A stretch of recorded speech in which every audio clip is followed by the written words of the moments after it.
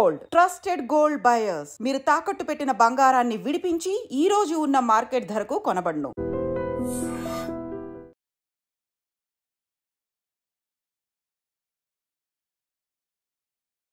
తెలంగాణ రాజకీయం ప్రస్తుతం హాట్గా నడుస్తోంది. ఎందుకంటే మనకు తెలుసు గత 2-3 రోజుల నుంచి జరుగుతున్నటువంటి పరిణామాలు మనం చూస్తున్నాం. బీఆర్ఎస్ చుట్టే రాజకీయం తిరుగుతున్నది. ఎప్పుడైతే కవిత గారు ఇంటర్నల్గా కేసీఆర్కి లేఖ రాసిండ్రు, అది 25 years ఆఫ్ బీఆర్ఎస్ ఈ బహిరంగ సభ ఎప్పుడైతే జరిగిందో ఆ సభ ఎట్లా జరిగింది ఏంటి అని ఇంటర్నల్గా లేఖ రాసిన అది ఎవరు లీక్ చేసిండ్రు, అసలు దీని వెనకాల ఎవరున్నారు, పార్టీలో కోవట్లు ఉన్నారు, మా సారు అంటే కేసీఆర్ దేవుడు, ఆయన చుట్టూ దయ్యాలు ఉన్నాయి. సో ఇవన్నీ కూడా తను చేసినటువంటి కామెంట్స్. ఈరోజు కేటీఆర్ ప్రెస్ మీట్ పెట్టిండు, కానీ ఒక్కటంటే ఒక్క మాట కూడా మాట్లాడలే. ఒక మాట ఏదో మాట్లాడిండు, అదేంటి అంటే అట్లా ఇంటర్నల్గా పార్టీ లోపల జరగాల్సినటువంటి చర్చని ఇట్లా బహిరంగంగా బయట చెప్పడం కరెక్ట్ కాదు అని మాత్రమే చెప్పిండు, అంతే. అంటే పెద్ద ఏం లేదు, పట్టించుకోవాల్సిన అవసరం లేదు అన్న టైప్లో. సో అట్లా కొట్టిపాడేసిన పరిస్థితి కనిపిస్తోంది. కానీ పెద్ద ఎత్తున మాత్రం చర్చ అయితే ఇదే, అసలు బీఆర్ఎస్లో ఏం జరుగుతోంది. మనతో పాటున్నారు తెలంగాణ బీసీ ప్రజా సమితికి సంబంధించిన నేత నిమ్మల వీరన్న మనతో పాటున్నారు. సార్ నమస్తే. నమస్తే. ఏమైతుంది ఏంటిది అసలు? బీఆర్ఎస్ చుట్టే మొత్తం రాజకీయం తిరుగుతున్నది. మిమ్మల్ని ఎందుకు తీసుకొచ్చినా అంటే మీరు మొన్నటి వరకు కూడా కవిత గారు తెలంగాణ జాగృతి తరఫున ఈ బీసీ సంఘాలని కలుసుడు, చాలా చోట్ల మీటింగ్లు పెట్టుడు, ఇదంతా చేస్తున్నారు కాబట్టి మీరు కూడా ఆమెతో పాటు జర్నీ చేసిండ్రు కాబట్టి మరి ఏం జరిగింది ఆల్ ఆఫ్ సడన్గా ఇట్లా ఏమైతుంది బీఆర్ఎస్ పార్టీలో? ఇప్పుడు మొదటి నుంచి ఏంటంటే ఈ లేఖ వచ్చిన తర్వాత అందరూ ఆలోచనలో పడిపోయినారు. పొలిటికల్ పార్టీలు కూడా ప్రెస్ మీట్లు పెట్టే స్థాయికి వచ్చినది. పొలిటికల్ పార్టీలు కవితక్క లెటర్కు కేంద్ర మంత్రి కూడా స్పందించాల్సిన అవసరం వచ్చింది. కాంగ్రెస్ పార్టీ ఎమ్మెల్యేలు కూడా సపరేట్గా వాళ్ళకు చర్చ అయిపోయింది. అంటే కవిత ఇంట్లో ఏదో ఇష్యూను బయటికి వచ్చింది ఏదో ఉంది, దీన్ని బయటికి తేవాలని కూడా ఇరుపక్షాలను కూడా పోటీ పడుతున్నట్టుగా అవపడుతుంది. వీళ్ళ మధ్యన ఏదో పెట్రోల్ పోసి దీన్ని విడదీయాలనేది ఆలోచనలు కూడా నాకు అవపడతా ఉంది. అయితే కవిత రాసింది కూడా కొంత ఈ మధ్యన కవితక్క గారు బీసీ కులాలతోని ఇంకా కొన్ని జాగృతి మీటింగ్లలో ఎంతోమంది కులాలను, ఎంబీసీ కులాలను, సంచార జాతుల కులాలను, బీసీ కుల సంఘాలను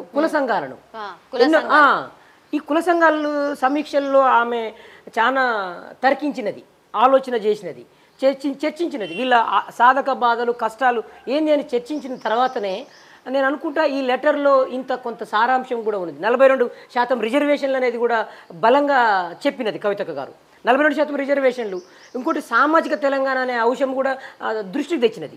సామాజిక తెలంగాణ అంటే అది భౌగోళిక తెలంగాణ అయినది, సామాజిక తెలంగాణ కావాలి, చాలా చేయాల్సిన అవసరం ఉందని చెప్పినది. సామాజిక తెలంగాణ అంటే ఏ కులానికి ఎన్ని ఓట్లు, ఆ కులానికి అన్నే సీట్లు అనేది చర్చ వస్తుంది. మరి ఇప్పుడు అది టీఆర్ఎస్ పార్టీతో అయ్యే అవకాశం కష్టం.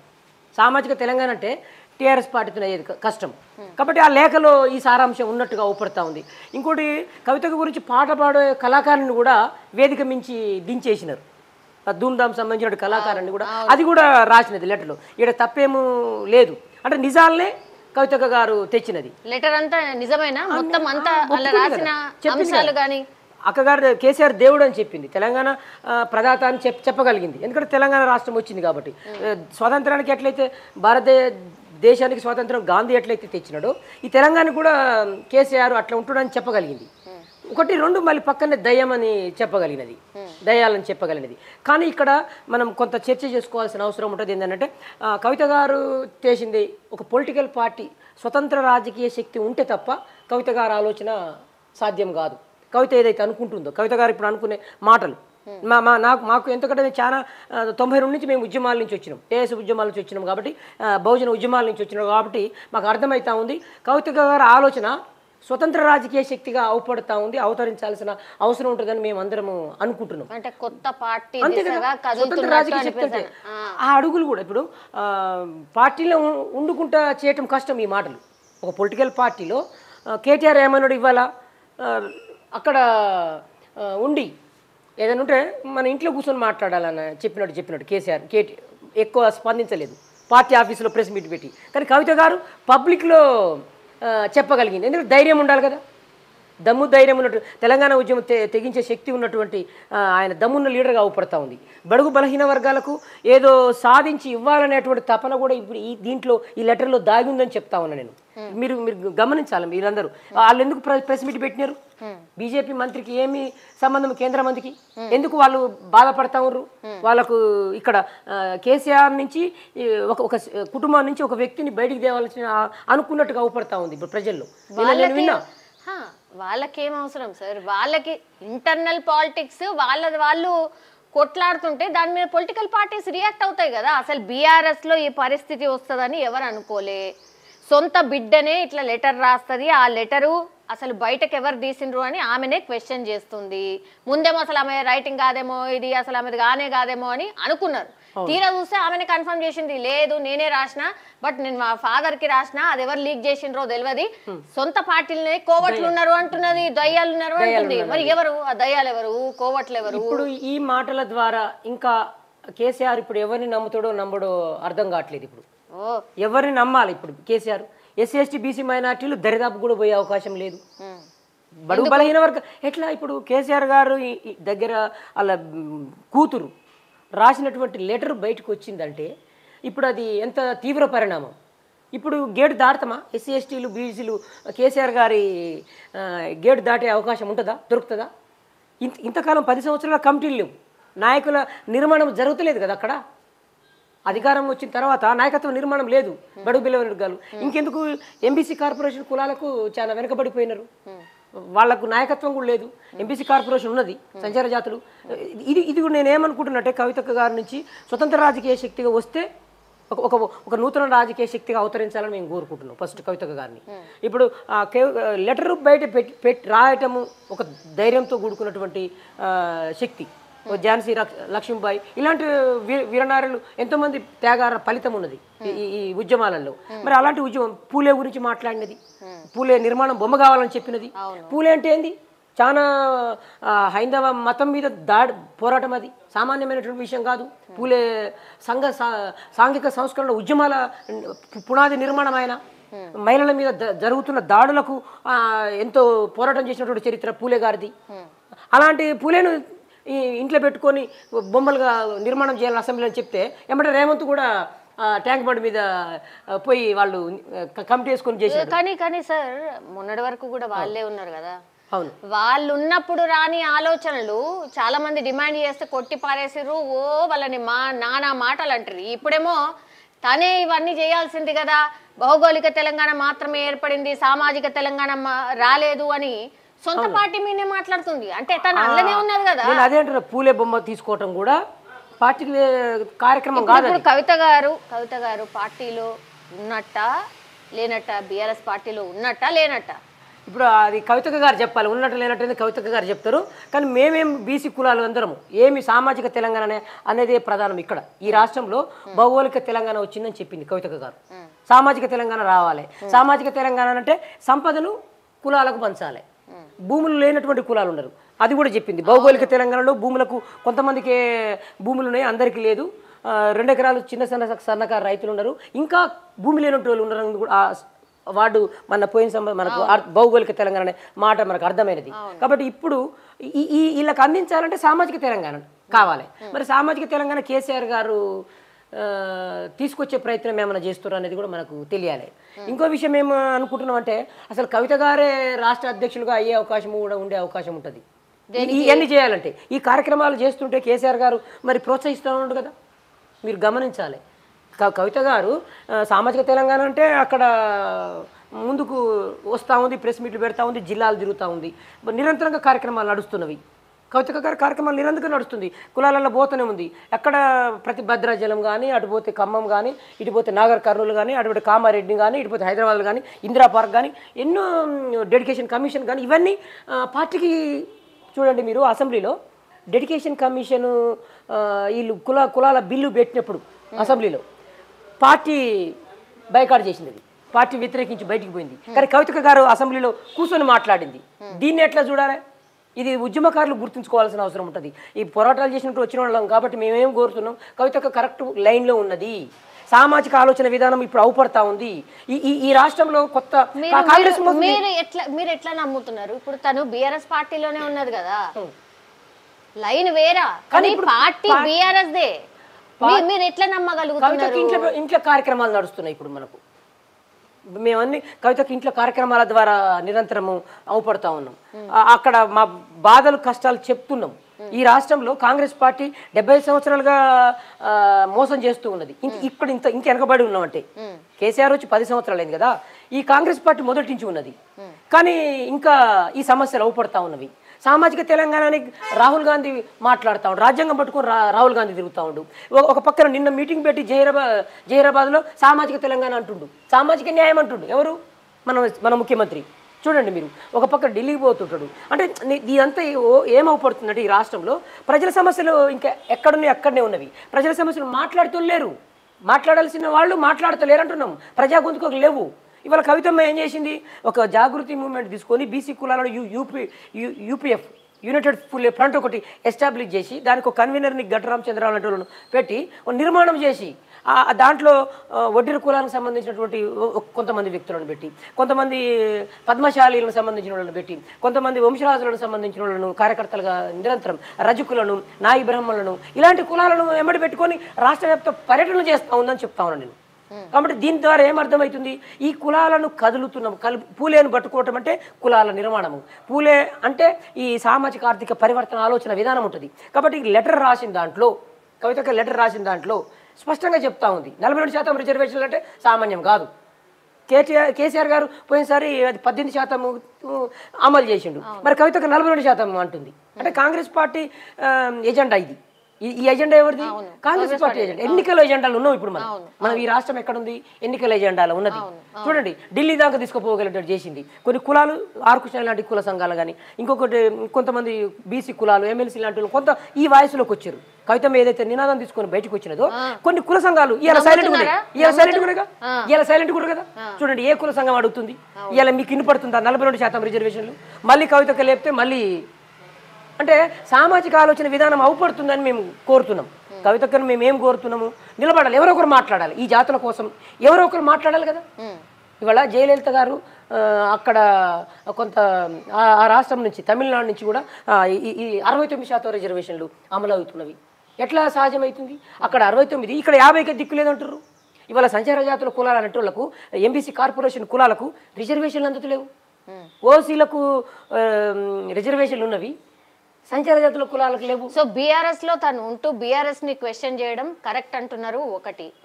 తర్వాత ఇంకోటి మీరు ఏం చెప్తున్నారు అని అంటే, బీఆర్ఎస్ లో ఉంటే ఇక లాభం లేదు, ఆమె కొత్త పార్టీ పెడితేనే కరెక్ట్ గా ఉంటది అని ఇంకోటి. అది సాధ్యం అవుతుందా? ఒకటి, ఆమె నిల్చోగలుగుతుందా? నిజంగా ఫైట్ ఇవ్వగలుగుతుందా? చూడండి, భారతదేశంలో ఇప్పుడు మహిళలు ఎంతో మంది ముఖ్యమంత్రులైన చరిత్ర ఉంది. మహిళలు ఢిల్లీ ముఖ్యమంత్రులు కానీ, అటు పోతే రాజస్థాన్లో కానీ, ఇటు పోతే తమిళనాడు కానీ, అక్కడ పోతే ఉత్తరప్రదేశ్లో మాయావతి లాంటి వాళ్ళు కానీ, ఎంతోమంది మహిళలు ఇక్కడ చరిత్ర అవుపడతా ఉంది. మనకు మహిళల ముఖ్యమంత్రి అనే చరిత్ర ఉంది. ఇప్పుడు 33% రిజర్వేషన్లు మనము అమలు అయ్యే అవకాశం ఉంది. బీసీ కులాల లెక్కలు రాబోతా ఉన్నవి. తర్వాత మహిళల రిజర్వేషన్లు అంటే ఈ లెక్కన చూస్తే మహిళల నాయకత్వం ఇక్కడ 0 ఉంది. కవితమ్మ ఇప్పుడు చూడండి, హాట్ ట్రాఫిక్ మగవాళ్ళతో సమానంగా ఇవాళ మహిళ పబ్లిక్లో చర్చ చేస్తూ ఉంది. చర్చ చేస్తుంటే అవతల వాళ్ళు బీసీ మంత్రులు అన్నట్టు. కానీ అట్లనే ఆమె మీద ఎలిగేషన్స్ కూడా ఉన్నాయి కదా, లిక్కర్ స్కామ్ ఉంది కాబట్టి, లిక్కర్ స్కామ్ తర్వాతనే బీఆర్ఎస్ పార్టీలో దూరం పెట్టిండ్రు అని మన సీఎం మీద కూడా వచ్చింది కదా, ఎరాళ్ళకి సంబంధించిన కేసు. ఇలా సీఎం ఉండు కదా, రాహుల్ గాంధీ వాళ్ళ అమ్మ వాళ్ళ మదర్ వాళ్ళకు కూడా ఉంది కదా, చంద్రబాబు కూడా ఉన్నాడు కదా, చంద్రబాబు కూడా కేసులు ఉన్నాయి కదా, ఆయన మీద ఎవరు చేయొద్దని చెప్పారు కదా. ఇప్పుడు ఇంకో ఎవరి మీద లేవు, ఏ ముఖ్యమంత్రుల మీద లేవు. ప్రజా జీవితానికి వీటిని బూస్గా చూపించాల్సిన అవసరం ఉండదు కదా, కేసులే ప్రాతిపాదిక కాదు కదా. ఇవాళ బీజేపీ పార్టీ రాజ్యాంగాన్ని చేతులకు తీసుకున్నది అనేది మనకు అవుపడతా ఉంది. ఇవాళ గవర్నర్ల పాలనలో ఉందని పోయిన కేసీఆర్ గారు ఎన్నో రకంగా బాధపడ్డారు. ఇవాళ ఇప్పుడు ఏమంటుండే, నిన్న కూడా ఇవాళ కూడా అవసరం మేము కూడా గవర్నర్ గారు వస్తా అంటుండే మన కేటీఆర్ గారు ఇష్యూ మీద, ప్రజల ఇష్యూ మీద. మనం ఏమడుగు కోరుతున్నాము? వ్యక్తిగత జీవితాన్ని ఈ చూపించాల్సిన అవసరం లేదు. మీరు ప్రజల కోసం ఒక మనిషి ప్రజా సమస్యల పరిష్కారం కోసం మాట్లాడుతూ ఉంది. ఇది మేము అక్కలో చూసేటువంటి న్యాయంగా మాట్లాడుతూ ఉంది. రాజ్యాంగ హక్కులు అంటా ఉంది. సామాజిక న్యాయం అంటే రాజ్యాంగ హక్కులు. మరి ఇవాళ అసెంబ్లీలో అంబేద్కర్ బొమ్మకు కూడా గేట్లకు తాళాలు వేస్తే ధర్నా వాయిస్గా వినిపించినది, బలంగా వినిపిస్తూ ఉంది. అంటే కవితక్క గారు లెటర్ రాయటంలో మంచిగా చేసిందని మేము కోరుతున్నాం. పొలిటికల్ పార్టీలో రాజకీయ చర్చ అయింది అంటున్నాం. మేము 42% రిజర్వేషన్లు పొలిటికల్ పార్టీలో చర్చ అయింది అంటున్నాం. అది మాట్లాడతలేరు. బండి సంజయ్ గారు అది మాట్లాడాలని కోరుకుంటున్నారు. 42% రిజర్వేషన్ల గురించి మాట్లాడాలని నేను కోరుకుంటున్నా.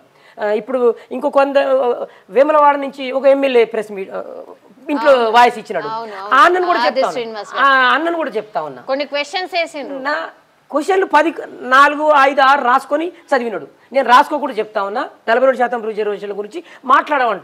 ఆమె రాసింది నిజమే కదా. సామాజిక తెలంగాణ అంటుంది నిజమే కదా. ఇవాళ నీ సీఎం కూడా సామాజిక న్యాయం అంటుండు నిజమే కదా. మరి కవితమ్మ చెప్పింది నిజమే, మీరు మీ సీఎం చెప్పింది నిజమే అంటారు. నేను సామాజిక తెలంగాణ అనగానే ఇలా లెటర్ రాసిందో రాయలేదో ఒకరోజు ముందు సీఎం జహీరాబాద్లో మీటింగ్ పెట్టుకొని ఏం చెప్పినాడు? సామాజిక తెలంగాణ అని ఇచ్చినాడు. కవితమ్మ ఏజెండే కదా, నిజమే కదా అంటారు. నేను మీరు గమనించండి. అంటే చూడండి, వేరే పొలిటికల్ పార్టీలలో కవితమ్మ రాసిన ఎజెండా అమలు అవుతుంది అంటున్నా నేను. ఇవాళ సీఎం గారు సామాజిక తెలంగాణని జహీరాబాద్లో ప్రకటించడము కవితమ్మ గారి ఎజెండా అంటున్నా నేను. ఇంకా ప్రశ్నించేది ఏంటి? ప్రభుత్వాన్ని ప్రశ్నిస్తుంది. ఇప్పుడు పొలిటికల్ పార్టీలో ప్రశ్నించడం వేరు, కవితమ్మ గారు నిలబడి ప్రశ్నిస్తుంది అంటున్నా నేను. ఎమ్మెల్యేలు భయపడతా ఉన్నారు. ఇప్పుడు చూడండి, కాంగ్రెస్లో ఎందుకు మీకు వణుకు వస్తుంది, ఎందుకు మీకు సిగం వస్తుంది అంటారు. నేను బీసీ మంత్రులకు మీకు ఎందుకు సిగం వస్తుంది? కవితమ్మ లెటర్కు మీకు ఎందుకు సిగాలు ఎందుకు అతాలో కూర్చున్న మీడియా చూడండి, మొత్తం ఇవాళ కవితమ్మ గురించి చర్చ నడుస్తూ ఉంది. సామాజిక న్యాయం అంటే కవితమ్మ గురించి చర్చ నడుస్తూ ఉంది. సామాజిక న్యాయం రావద్దా? నా బీసీలకు 42% రిజర్వేషన్ రావద్దా? ఈ ప్రజల సమస్యల గురించి ఎవరు మాట్లాడొద్దా? ఇప్పుడు కవిత గారితోని తెలంగాణ జాగృతికి సంబంధించిన నాయకులు మీలాంటి కుల సంఘాలు వాళ్ళే ఉంటున్నాయా? బీఆర్ఎస్ కి సంబంధించిన నాయకులు కూడా ఉంటున్నారా ఇందులో? అరుదుగా జిల్లాలో పోయినప్పుడు వచ్చి కలిసిపోతారు, వస్తూనే ఉండరు అంతే. ఓకే, ఇప్పుడు ఆమెను ప్రజా సమస్యలు మాట్లాడటానికి ప్రజల నిరంతరంగా ఆ సామాజిక స్పృహ ఉన్న వాళ్ళందరూ ప్రయాణం చేయాల్సిందే. ఎవరు ఆపితే ఆగేది కాదు, ఎవరు ఆపితే ఆగేది కాదు. ఇవాళ నేను మాట్లాడకున్నా ఇంకెవరు కవితక్క మాట్లాడుతుంది కాబట్టి కవితక్కతో ఈ సమాజము నడిచే అవకాశం ఉంటుంది. ఇవాళ ఈ రాష్ట్రంలో సామాజిక న్యాయం గురించి చర్చ లేదు. ఇవాళ రేవంత్ ప్రకటించినాడు సామాజిక న్యాయం గురించి. జహీరాబాద్లో సామాజిక న్యాయం గురించి ఇవాళ రేవంత్ ప్రకటించినట్టే కవితమ్మ గారు మాట్లాడే ఇన్ని రోజులు ఏమన్నా అన్నాడా? నేను ఇప్పుడు ఐ డ్రీమ్ సాక్షిగా చెప్తా ఉన్నా, ఇంతకాలము సామాజిక న్యాయం అని అన్నాడా? భారత రాజ్యాంగాన్ని పట్టుకొని రాహుల్ గాంధీ తిరుగుతుంటే ఎన్నడన్నా ఇప్పుడున్న సీఎం సామాజిక న్యాయం అని అన్నాడా? కానీ ఇవాళ కవితమ్మ లెటర్ రాసిన తర్వాత తెల్లారే నువ్వు నువ్వు పోయి ఒక సభలో సామాజిక న్యాయం అని మాట్లాడినటువంటి చర్చ వచ్చింది. ఎందుకు వచ్చినది అంటే కవితమ్మ ఎజెండానేగా ఇప్పుడు బయట చర్చ నడుస్తూ ఉంది. తప్పులేదు, ఈ రాష్ట్రంలో సామాజిక న్యాయం రావాలి. తెలంగాణ పోరాటాల చరిత్ర, ఎంతోమంది అమరులైనటువంటి చరిత్ర, ఇవాళ నక్సలిజము ఇవాళ పునాదులు నిర్మాణమైనటువంటి తెలంగాణలో, ఉత్తర తెలంగాణలో ఎన్నో పోరాటాలు నడిచినాయి. తెలంగాణ సాయుధ పోరాటం నడిచింది, ఎంతోమంది అమరులైనరు. తెలంగాణ రాష్ట్రంలో ఈ కులాల చరిత్ర ఉంది, నవాబు అణచివేసిన చరిత్ర ఉంది. సరే, ఈ కుల సంఘాలన్నీ కవితక్క గారిని నమ్ముతున్నాయా? ఒకటి, మధ్యలో ఈ ఆర్ఎస్ ప్రవీణ్ గారు కూడా ఇట్లనే ఓ పార్టీ పెట్టారు, ఆ తర్వాత ఎటు పోయిందో తెలియనటువంటి పరిస్థితి. గట్లే అవుతుందా ఇది కూడా? తాత్కాలికంగా వచ్చి ఏదో ఓట్లు చీల్చుకొని ఆ తర్వాత మళ్ళా పోయి బీఆర్ఎస్నే కలుస్తుందా? ఏమవుతుంది? ఇప్పుడు ఎవరైనా ప్రజల సమస్యలు పరిష్కరించే దశలో ఉన్నప్పుడు ప్రజల సమస్యలు మాట్లాడితే ప్రజలు ఓట్లు వేస్తారనేది ఇప్పుడు ఈడ అర్థం అవుతా ఉంది. ఇప్పుడు కవితమ్మ గారు ప్రజల సమస్యల గురించి మాట్లాడుతూ చర్చిస్తూ ఉన్నారు కాబట్టి ప్రజలు ఆమెకు చూడండి బ్రహ్మరథం పడుతున్నటువంటి చరిత్ర అవపడుతుంది. నేను కవితమ్మ గారిని ఏం కోరుతున్నట్టే స్వతంత్ర రాజకీయ శక్తిగా రావాలని చెప్తున్నాం. ఈ మానవ జన్మలో ఆస్తులు చూసినది, పదవులు చూసినది, అన్ని చూసి వచ్చినది. సామాజిక న్యాయం చేయటం అంటే, సామాజిక తెలంగాణ అంటే అది ఒకటే అల్టిమేట్ పవరే.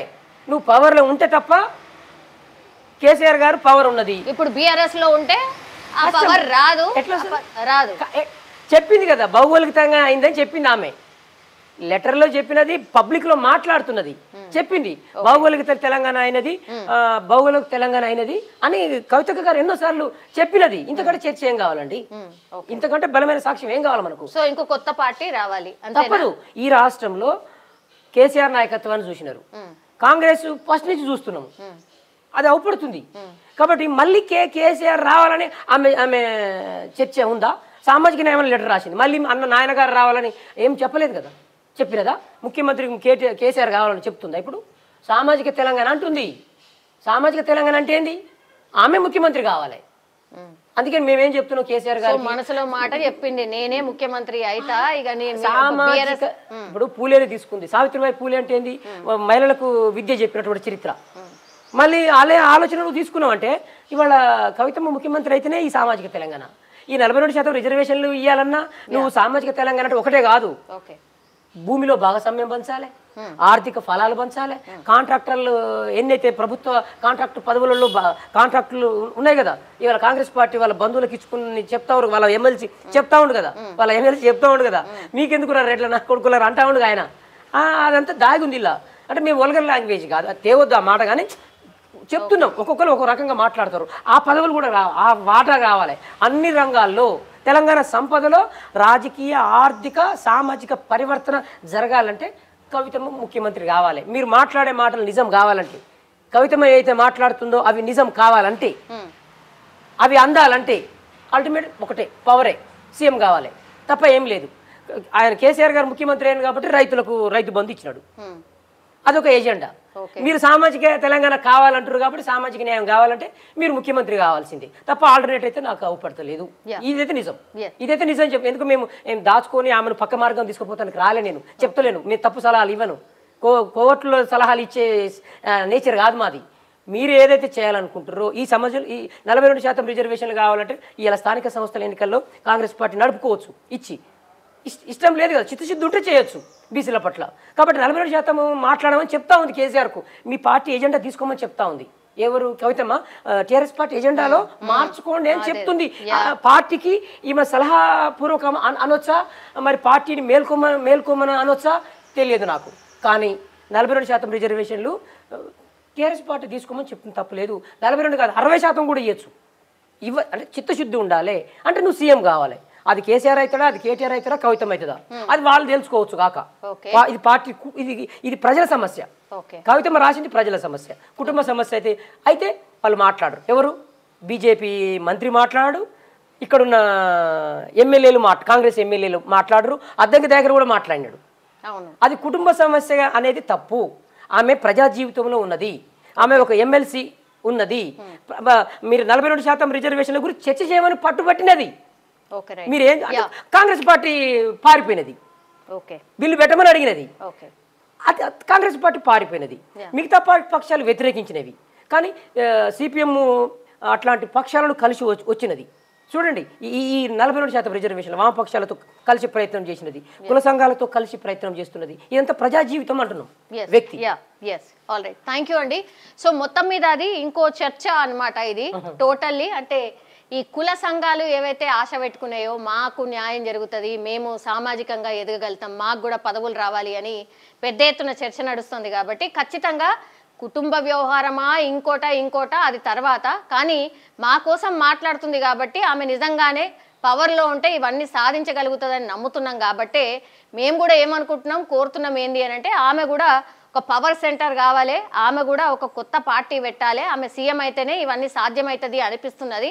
మరి ఆ దిశగా అడుగులు వేస్తుందా లేదా చూడాల్సిందే. బట్ ఒక కొత్త చర్చనైతే స్టార్ట్ అయింది. కుటుంబ వ్యవహారం కాదు అంటున్నారు ఏకంగా. సో ఈ కుల సంఘాల నాయకుల ఆశ ఏంది అంటే మా తరఫున పోరాటం చేస్తుంది కాబట్టి అది నిజం కావాలి, మా నాయకురాలుగా ఆమె కూడా నిల్చుంటే ఇంకా బాగుంటుంది అనేది అభిప్రాయం అయితే వ్యక్తమవుతుంది. చూడాలి, రకరకాల అభిప్రాయాలు అయితే వస్తున్నాయి. ఇప్పుడు సెంటర్ ఆఫ్ ది అట్రాక్షన్ అనుకోండి, లేకపోతే టాక్ ఆఫ్ ది టౌన్ అనుకోండి, ఎవరు అనంటే కవిత గారు, ఎమ్మెల్సీ కవిత గారు, కల్వకుంట్ల కవిత గారు.